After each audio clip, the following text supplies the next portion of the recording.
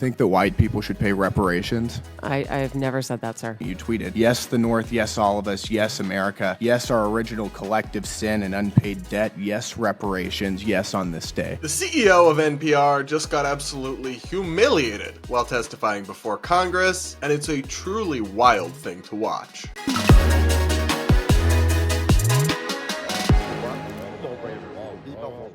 We're going to break down this latest NPR saga, plus the latest about Andrew Tate, and so much more on today's episode of the Brad vs. Everyone podcast, my daily show where we take on the craziest ideas from across our politics, our media, and the internet, all from an independent perspective. Up first, guys, like I mentioned, I've got to show you one of the craziest and just wildest rides to come out of Capitol Hill in some time. NPR CEO Katherine Maher, or Maher, she just testified before Congress, and a new Republican congressman, Brandon Gill, exposed her with receipts, her wild political bias, in honestly a way that was so brutal and so all-encompassing it was almost tough to watch. I've criticized Katherine Maher in the past for her rank political bias and far-left ideology that really shouldn't be in charge of a neutral institution like NPR, but like you almost had to feel bad for her watching her get brutally dismantled like this. Take a listen to this first clip, and we're going to go through it step by step. It's interesting because a lot of your thinking, as expressed by your public statements, is deeply infused with economic and cultural Marxism. Do you believe that America is addicted to white supremacy? I believe that I tweeted that, and as I've said earlier, I believe much of my thinking has evolved over the last half decade. It has evolved. Why did you tweet that? I don't recall the exact context, sir, so I wouldn't be able to say. So this is going well. From the very get-go, she's already getting confronted with these radical old tweets. And guys, this is just the beginning of the receipts. And this is the woman who's in charge of NPR, which is supposed to be neutral, nonpartisan media funded in part by taxpayer dollars. And as you will see, Miss Maher is a radical activist who's also in the past said she doesn't value truth. For our most tricky disagreements, seeking the truth and seeking to convince others of the truth isn't necessarily the best place to start.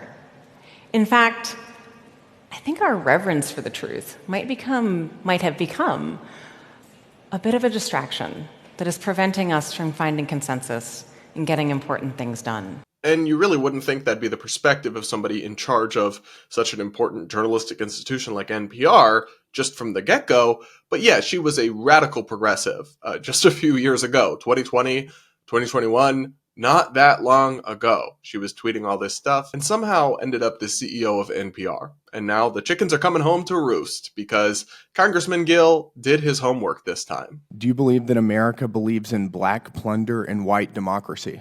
I don't believe that, sir. You tweeted that in reference to a book you were reading at the time, apparently, The Case for Reparations. I don't think I've ever read that book, sir. You tweeted about it.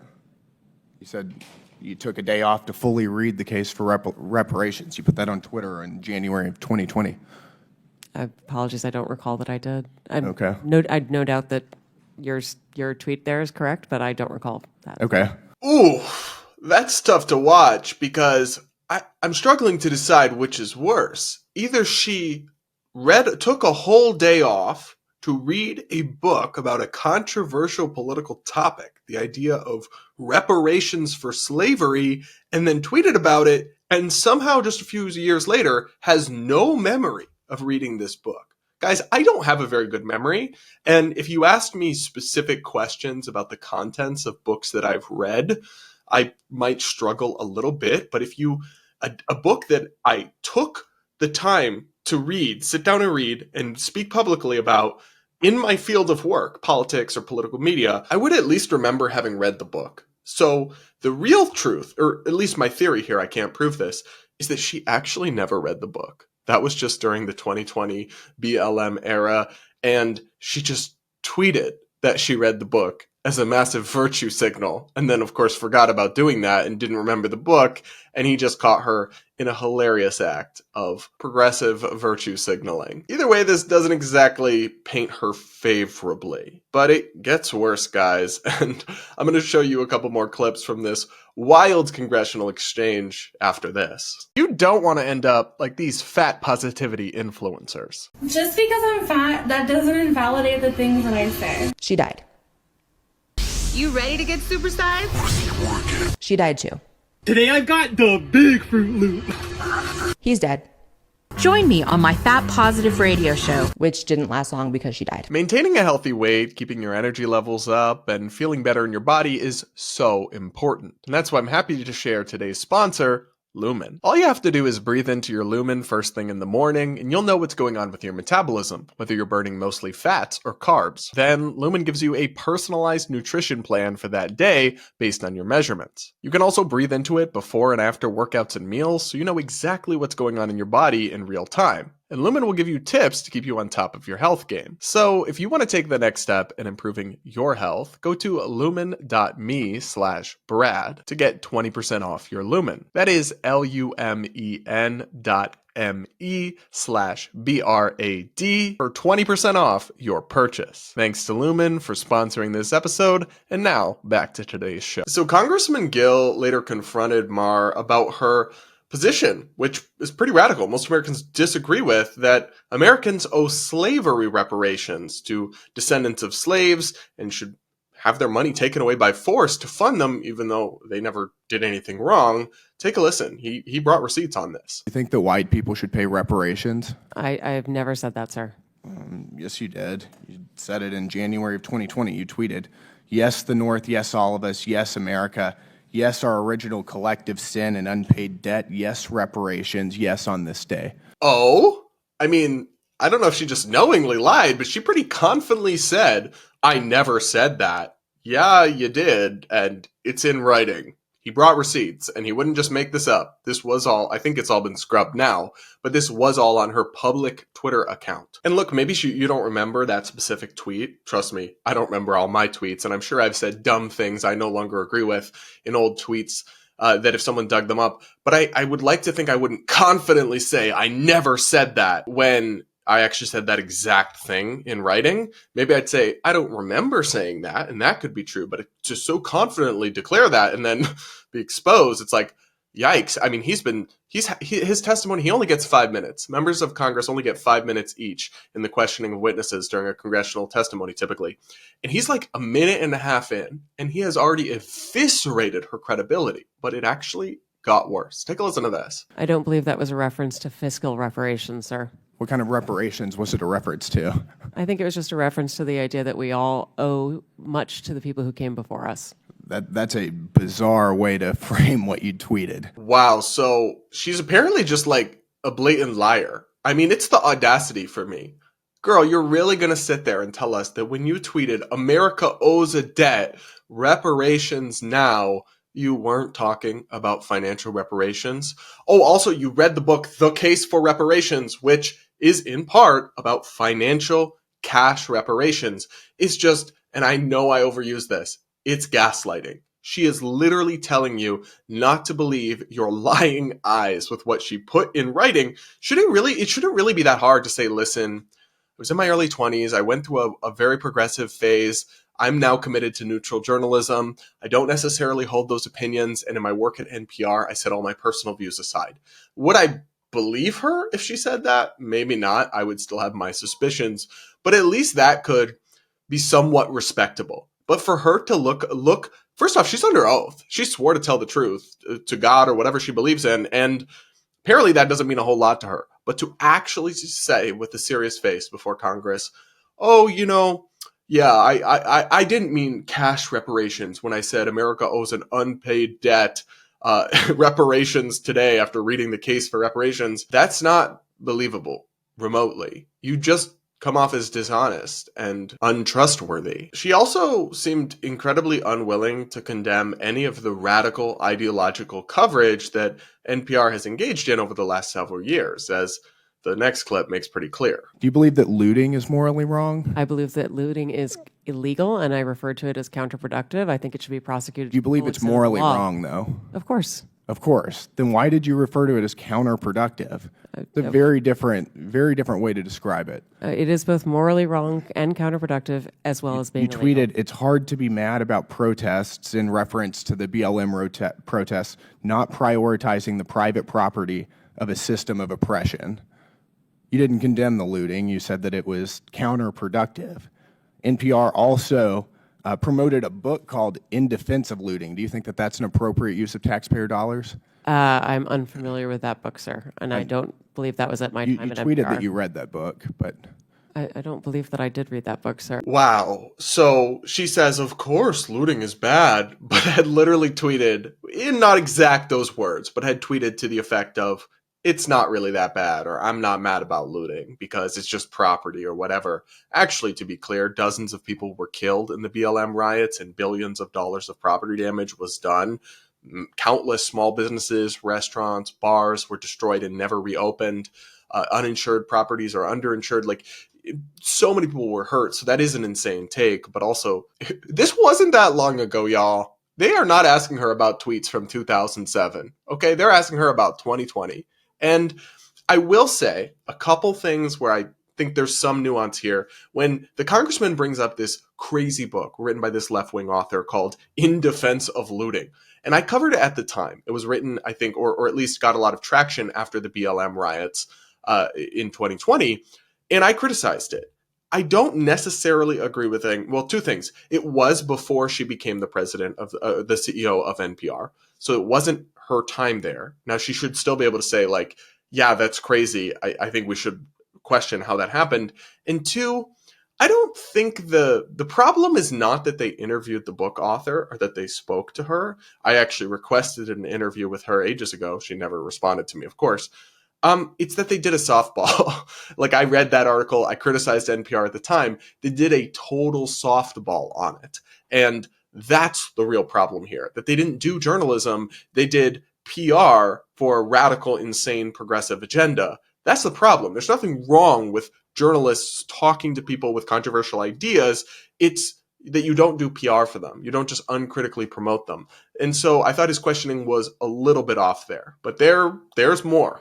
A few years ago, NPR educated America about, quote, the whole community of genderqueer dinosaur enthusiasts. Do you think that that's an appropriate use of tax dollars? I was not at NPR at the time, sir. That's not the question, though. Do you think that that's an appropriate use of our tax dollars? I think our tax dollars that we use are to be able to provide a wide range of I'll take that as a yes. You do believe that that's appropriate. Wow. She really can't just say, no, it's probably not a good use of tax dollars to be profiling genderqueer dinosaur enthusiasts. Really? That's that hard? You couldn't just say that? And yeah, she seemed unwilling to condemn or distance herself at all from the craziest examples of NPR coverage over the last couple of years, which are just absolutely crazy, like this one he brought up next. Your health advisor at NPR also stated in an interview that, quote, fear of fatness is more harmful than actual fat. Would you like to explain how fear of fatness is more harmful than actual fat? That's an editorial at NPR. I am not familiar with the editorial, and I don't believe that was published during my time here. It's called Diet Culture is Everywhere. Here's how to fight it. Do you think that that's an appropriate use of taxpayer dollars? I think any reporting on health is an appropriate use of taxpayer dollars, yes. And you think that editorializing that fat is not unhealthy is appropriate? I don't know what that article is, sir, and I'm not familiar with it, so I couldn't say. Y'all, so now it's not even just insane progressive takes, but literally the amplification of woke misinformation about fat phobia and fat being not unhealthy or whatever. She's saying, yeah, that's a good use of taxpayer dollars. That's a valid pursuit of reporting. I'm sorry, but at this point, we been knew about her. Like I said, she's on the record saying some crazy stuff, but I don't understand how anyone could argue she should remain the CEO of NPR while it receives taxpayer funding, at least after this display before Congress. And that's how Congressman Gill wrapped this all up with this pretty, I think, well-justified remark. Take a listen. This is garbage. I'll spend all of my time doing everything I can to ensure you guys never get another dollar of taxpayer funding. This is complete garbage. Thank you, Madam Chair.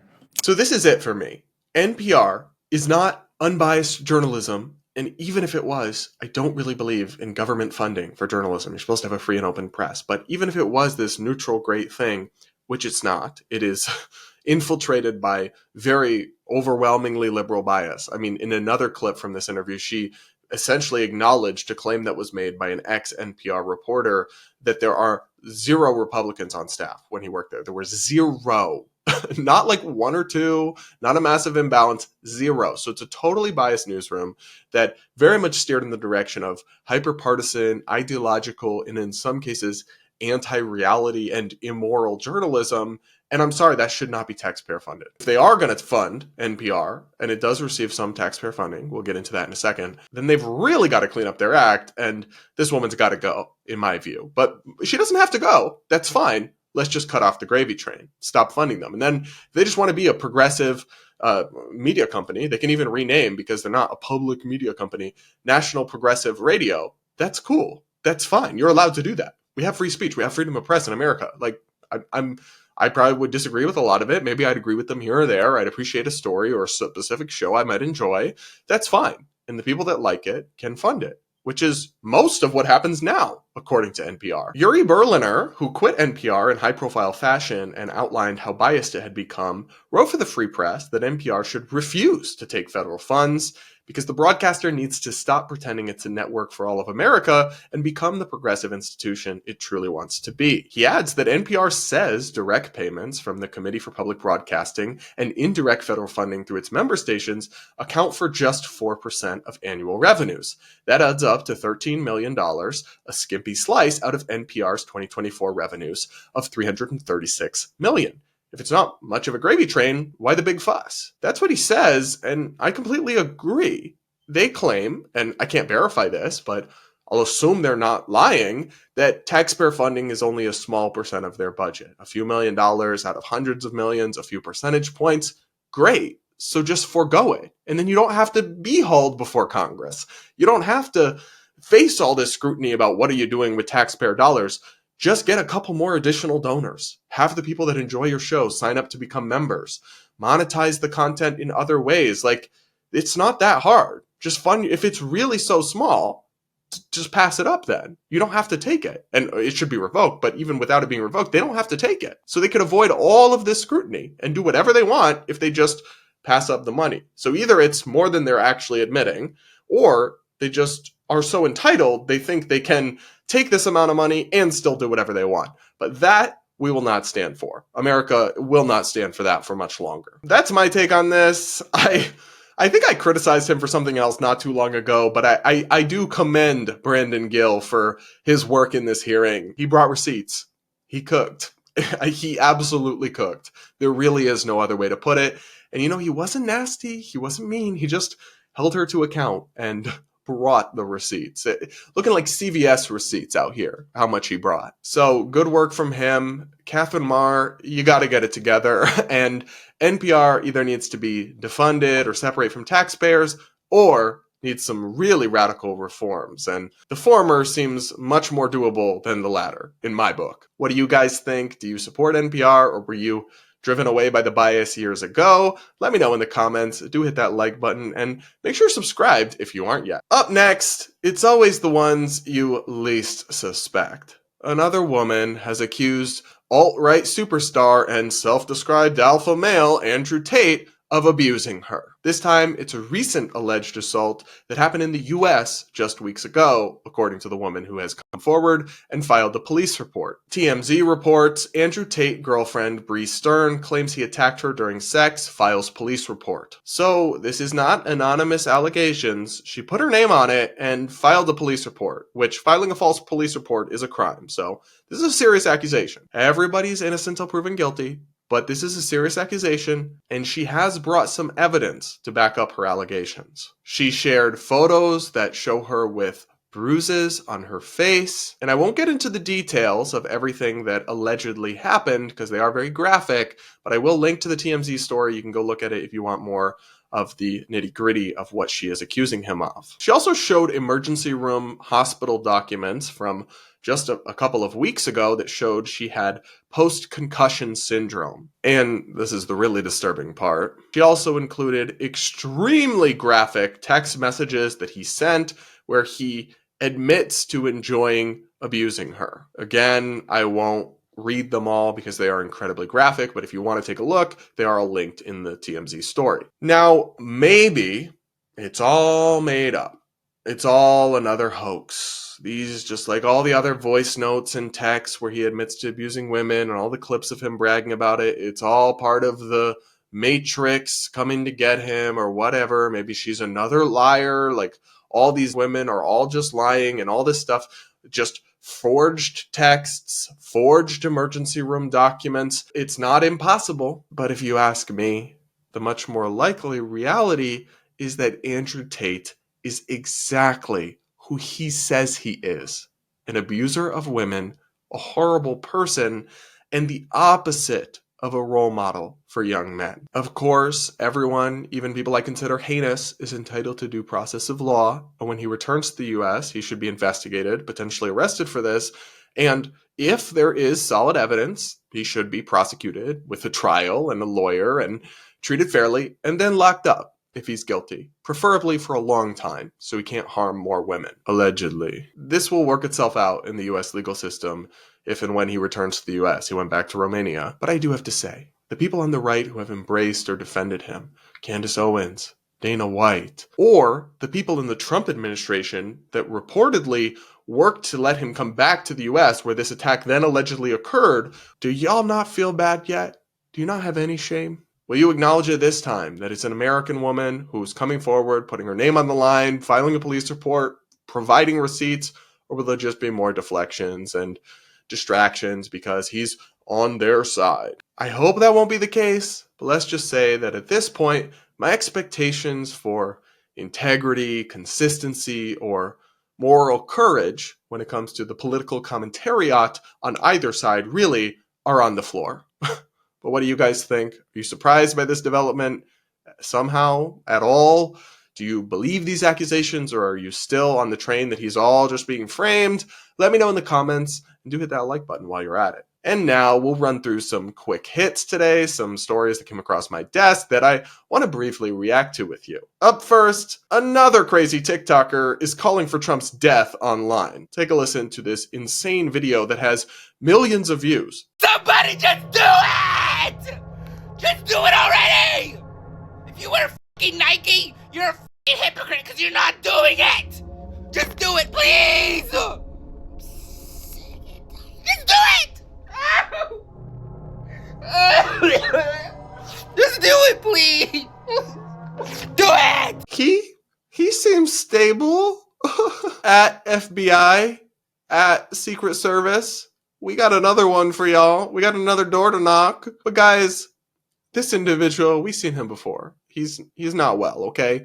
What's much more disturbing to me than this one person's video is the fact that 287,000 people liked this video. Double tap. We're like, yes, King, go off. That's demonic. That's disturbing. You got 250,000 human beings, many of whom are probably Americans, some maybe from outside the country, actually being like, yes, King, go off. Somebody needs to kill the president. I don't really know how liberal democracy survives in this country with that sentiment widespread. I don't, because if people just normalize political violence against each other, it starts a tit for tat, an escalating cycle that, and I'm not trying to be hyperbolic here, but farther enough down the line, leads to civil war. We're supposed to solve our differences with ballots, not bullets. And you have crazy people on either side of the political extreme, but with TikTok, at least I see it a lot from the far left, who no longer believe in that basic American principle. That deeply worries me, and it should worry you too. Up next, today's the day that ends in Y. So a Democrat politician is spreading fake woke statistics again. Take a listen to New York Governor Kathy Hochul talking about the pay gap between men and women in America. Each morning, women get up, take their children to school, care for aging parents, put dedication into their work, and yet their paycheck is still smaller than the one a man gets for doing the same job. That is infuriating. And for women of color, it's even worse. This is a social justice issue and a human rights issue. We must stay vigilant as the federal government threatens any progress we've made. As the first woman governor of New York, I am committed to this fight. So that all sounds great, but it's based on a myth. Men and women are not paid vastly different amounts for the same work and the same jobs in America.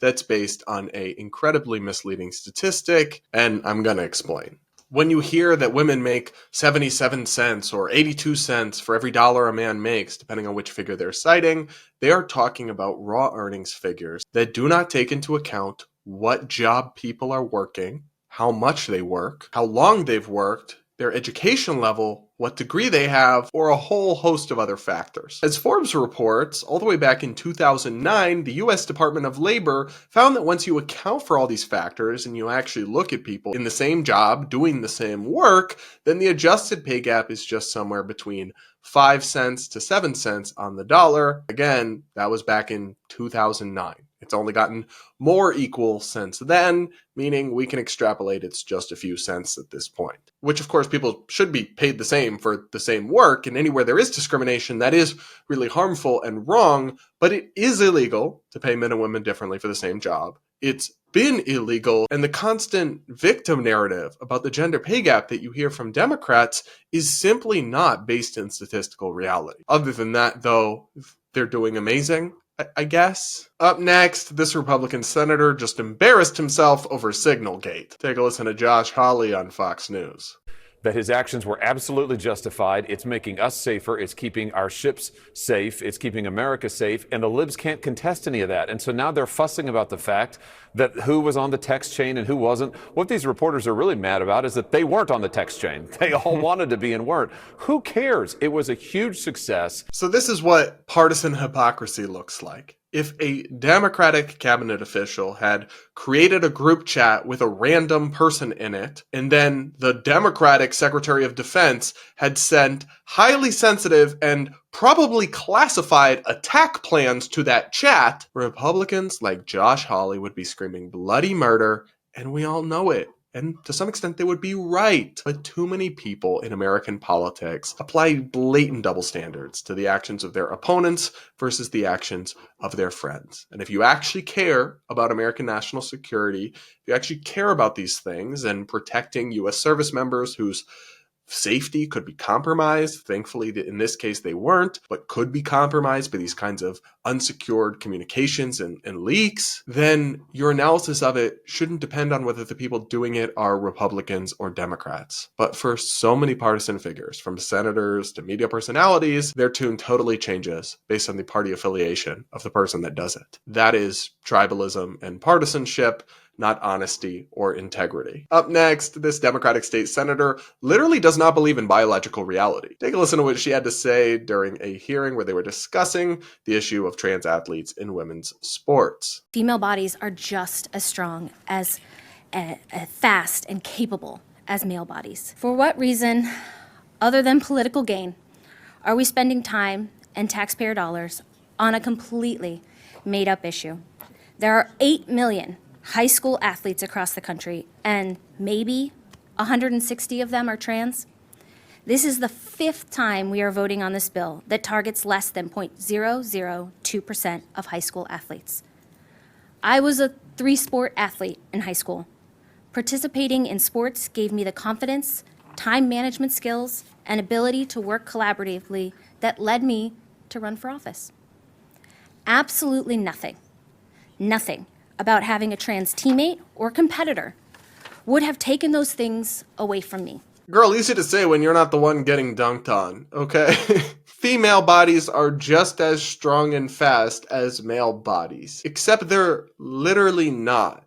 Biology exists. Just look at the differences in world records in track and field between men and women. They're not the same. I don't even know how to debunk somebody who's disconnected from reality this severely. You're telling me you were a 3-sport athlete and you don't know that there's some biological differences between boys and girls? To be clear, not all those differences cut in boys' favor. There are some things yoga, many other things, that women may have an advantage in some ways. But when it comes to speed and strength, males, on average, outperform females. These are facts. Facts and biology are not meant to be a choose-your-own-adventure book. And it's not just this one person. I mean, we have this with the Democratic Party in their legislation and their policies basically denies the realities of biological sex. A huge swath of one half of the political spectrum in this nation denies basic biology that we can all observe with our eyes and all know to be true. I don't really understand how we got here or know how to fix that, but I do know that it's a problem and that these people are losing credibility every time they get on camera and make claims so strongly that every thinking person knows to be untrue. Other than that, though, they're doing great. All right, everybody, that's it for this episode of the Brad vs. Everyone podcast. Thank you guys so much for tuning in. Please do make sure you're subscribed if you aren't yet. Do hit that like button before you go. Do take the time to comment with your thoughts. I do read the comments and I love hearing what you guys have to say. Thank you to Lumen for sponsoring today's episode, and we'll talk again real soon.